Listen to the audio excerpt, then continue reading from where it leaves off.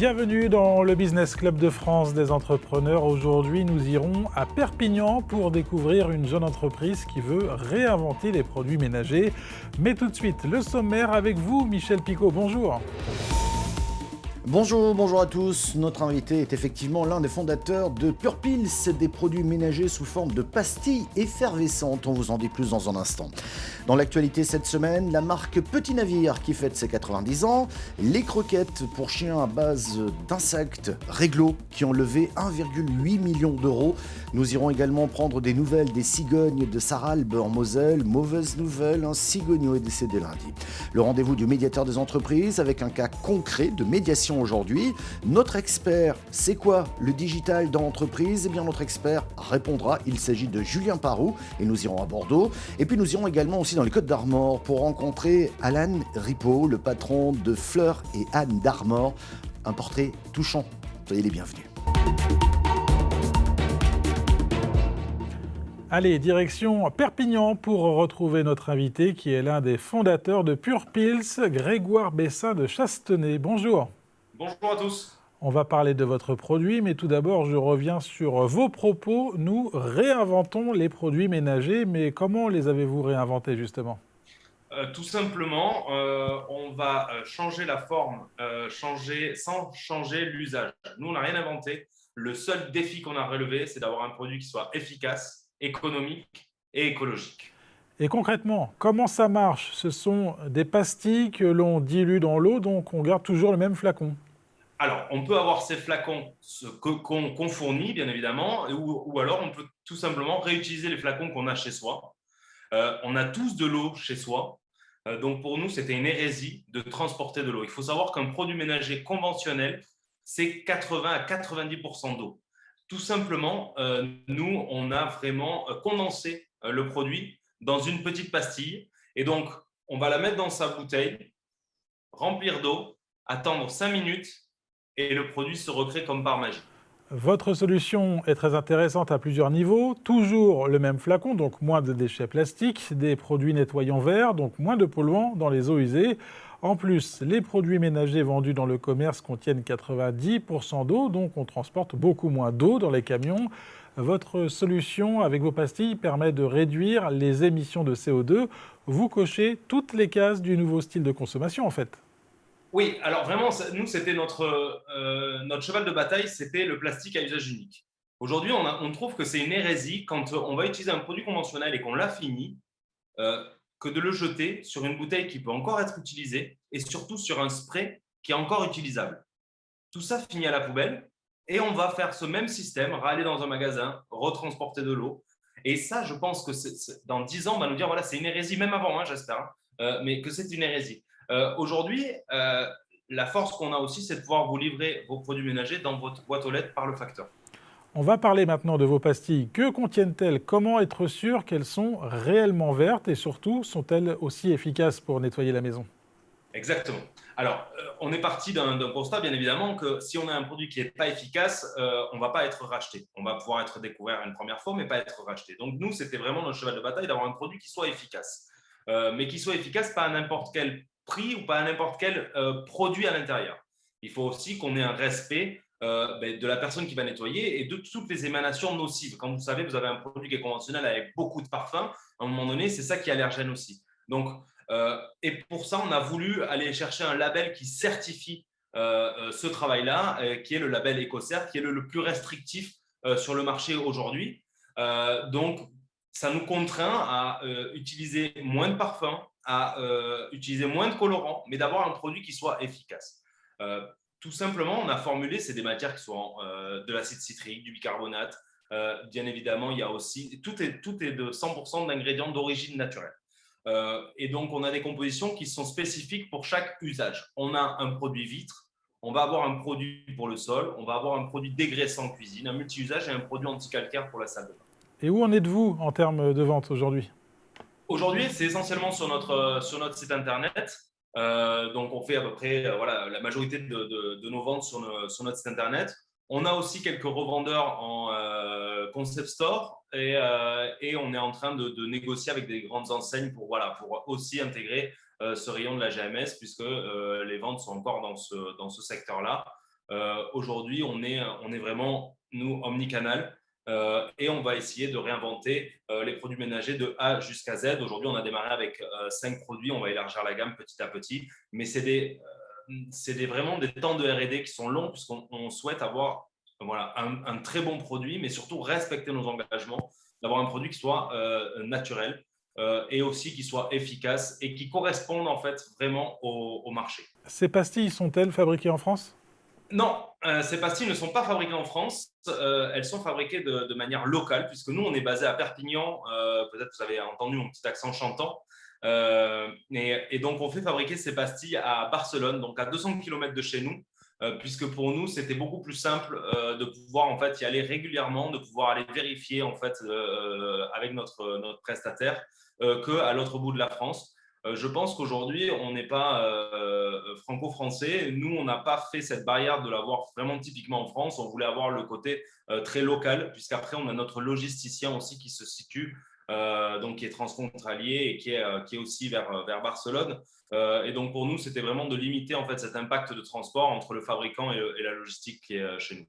Merci Grégoire Bessa de Chastenay, cofondateur de Purpils, à suivre dans le Business Club de France des entrepreneurs. L'actualité de nos PME, le rendez-vous du médiateur des entreprises, notre expert qui nous dira pourquoi il faut, sans attendre, digitaliser son entreprise. Et tout cela avec vous, Michel Picot. On ne le sait peut-être pas, la marque Petit Navire appartient au groupe Thai Union, basé à Bangkok. Mais la marque Petit Navire fête ses 90 ans en Bretagne et multiplie ses innovations toujours autour du poisson en conserve. Elle a investi 1,5 million d'euros dans son usine de Douarnenez en Bretagne et entend désormais jouer encore plus la carte locale bretonne pour dynamiser le marché et conserver aussi sa position de leader. La jeune pousse Réglo, spécialisée dans l'alimentation pour chiens avec ses croquettes comportant des protéines d'insectes, vient de lever 1,8 million d'euros.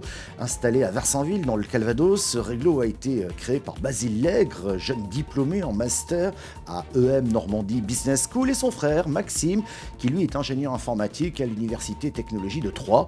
Nous vous en avions parlé ici même il y a quelques mois. Ces croquettes sont vendues exclusivement sur le web. Et bien, grâce à cette levée de fonds, ces croquettes vont arriver dans les magasins et notamment chez Monoprix en premier temps.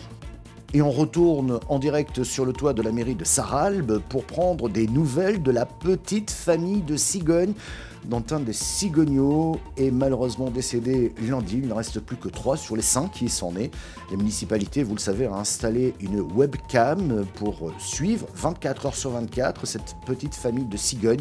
Une initiative originale qui a fait beaucoup parler de la commune. Et c'est l'heure de notre rendez-vous avec le médiateur. N'hésitez pas à lui poser directement vos questions. Anonymat garanti, vous pouvez lui écrire par mail à médiateur@lafab.fr. Et le médiateur national des entreprises est avec nous. Pierre Pelouzet, bonjour. Bonjour Michel Picot. Alors une question d'un artisan ébéniste spécialisé en agencement intérieur. Il est basé en Normandie et il n'arrive plus à communiquer avec son client. Il a pourtant remporté un appel d'offres. Son client est une entité publique, mais plus de contact, plus rien. Que peut-il faire ? Oui, effectivement, Michel, on a échangé avec cet ébéniste. Que se passe-t-il ? Il a répondu à un appel d'offres qu'il a emporté. C'est vraiment un bel ébéniste qui fait du beau travail, un bel artisan comme on en trouve partout sur notre territoire. Simplement, il se trouve aujourd'hui confronté à un acteur public et il a des difficultés parce qu'il a du mal à acheter la matière première pour aller répondre à cet appel d'offres. Alors en plus, le bois, comme beaucoup d'autres matières premières, a flambé. Et lui, il n'a juste pas la trésorerie. Et donc, du coup, ça bloque avec son client qui ne veut pas bien entendre, qui ne veut pas bien comprendre. On est en train de mettre en place vraiment une médiation, c'est-à-dire permettre à ce client d'aller voir, d'aller comprendre, de regarder ce que c'est que ce métier d'ébéniste. Tout le monde n'est pas spécialisé là-dedans. Le poids de la matière première dans ce travail. Et on est en train aussi d'avancer vers une solution d'avance. Il y avait des avances prévues dans ce contrat, mais visiblement bien trop faibles par rapport aux besoins, surtout avec un besoin qui a fortement cru. Donc je pense qu'on va arriver à une solution avec des avances accentuées, une compréhension meilleure de la part du client, et finalement on va arriver à ce que tout le monde soit content et que ce beau chantier puisse aller jusqu'à son terme dans les meilleures conditions pour tout le monde. Parole d'experts dans cette émission, d'experts sur le digital dans l'entreprise. C'est quoi et pourquoi ? La réponse tout de suite de Julien Parot, président de Emera, devant les caméras de TV7 à Bordeaux. Alors jusqu'à maintenant, le digital pour les entreprises, c'était surtout l'occasion de vendre des produits en ligne évidemment, mais également de se faire connaître. Je dirais que c'était limité aux entreprises qui voulaient élargir leur vente. On a quelque chose de très nouveau, c'est que maintenant ça devient totalement indispensable. Il n'est plus possible maintenant de sortir, d'être exclu des médias digitaux. Et on l'a vu d'ailleurs avec la crise du Covid-19, que ce soit les restaurateurs, les commerces en centre-ville.